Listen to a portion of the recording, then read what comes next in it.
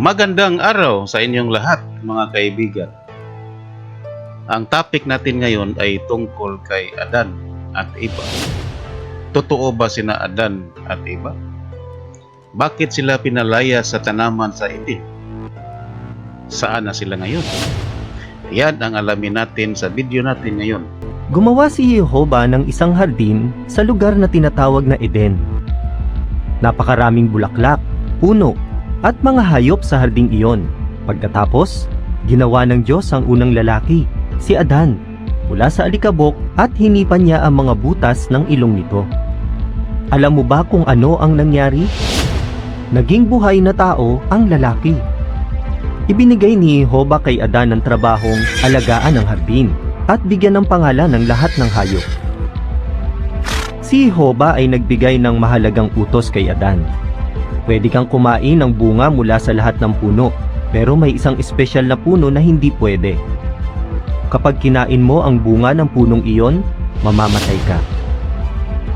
Tapos sinabi ni Jehovah, gagawa ako ng isang katulong para kay Adan. Pinatulog niya ng mahimbing si Adan. Pagkatapos, ginamit ng Diyos ang isang tadyang ni Adan para gumawa ng isang babae na magiging asawa ni Adan.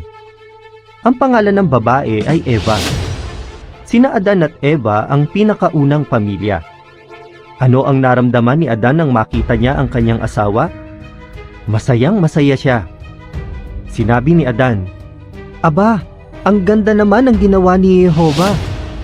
Isang kagaya ko." Inutusan ni Jehovah sina Adan at Eva na magkaanak para dumami ang tao sa lupa. Gusto niyang mag-enjoy sila sa pagtatrabaho para gawing paraiso o magandang halamanan ang buong lupa na gaya ng hardin ng Eden. Pero hindi ito nangyari. Bakit kaya? Hindi sumunod sa Diyos sina Adan at Eva.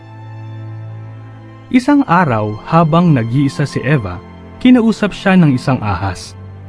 Sinabi nito, "Talaga bang ayaw ng Diyos na kumain kayo ng bunga mula sa lahat ng puno?" Sumagot si Eva, "Pwede naman kaming kumain ng bunga mula sa lahat ng puno, pwera lang sa isa. Kapag kinain namin ang bunga ng punong yon, mamamatay kami." Sinabi ng ahas, "Hindi kayo mamamatay. Ang totoo, kapag kinain nyo yon, magiging katulad kayo ng Diyos." Totoo ba iyon? Hindi. Nagsinungaling ang ahas. Pero naniwala si Eva. Habang tinititigan ni Eva ang prutas, lalo itong nagmumukhang masarap. Kinain niya yon at pagkatapos, binigyan niya si Adan. Alam ni Adan na mamamatay sila kapag hindi sila sumunod sa Diyos. Pero kinain pa rin ni Adan ang prutas. Nang paggabi na, kinausap ni Jehovah sina Adan at Eva. Tinanong niya sila kung bakit hindi nila sinunod ang utos niya. Sinisi ni Eva ang ahas, at sinisi naman ni Adan si Eva. Dahil sumuway sa kanya sina Adan at Eva, pinalaya sila ni Jehovah mula sa hardin. Para hindi na sila makapasok ulit, naglagay si Jehovah ng mga anghel at isang umaapoy na espada sa may harapan ng hardin. Sinabi ni Jehovah na paparusahan din niya ang nagsinungaling kay Eva. Hindi naman talaga ang ahas ang kumausap kay Eva. Hindi gumawa si Jehovah ng mga ahas na nakakapagsalita. Isang masamang anghel ang may gawa nito. Gusto niya kasing dayain si Eva. Ang anghel na iyon ay si Satanas na dyablo. Darating ang panahon na papatayin ni Jehovah si Satanas para hindi na niya madaya ang mga tao na gumawa ng masama.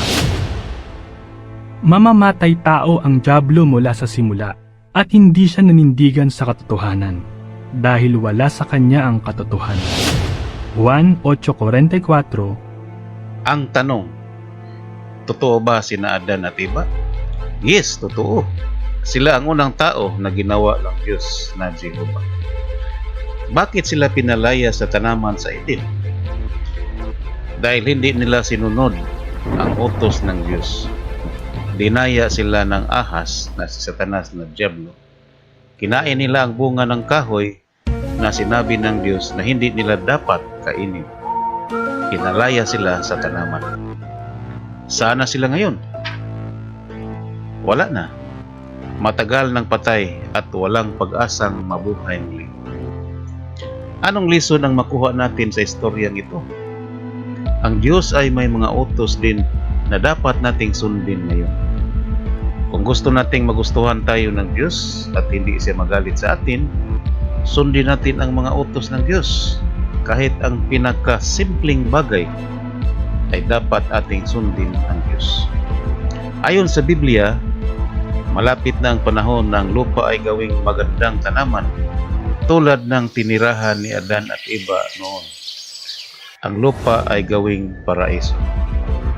Basahin sa Biblia, Genesis Kapitulo 3, versikulo 23 hanggang 24. Apokalipsis Kapitulo 20, versikulo 1 hanggang 3. At Kapitulo 21, versikulo 3 hanggang 4. Maraming salamat po. Kung magustuhan mo ang aming video, pakiclick ang subscribe button sa ibaba at huwag kalimutan na i-click ang bell icon para updated ka sa aming mga video. Bye-bye!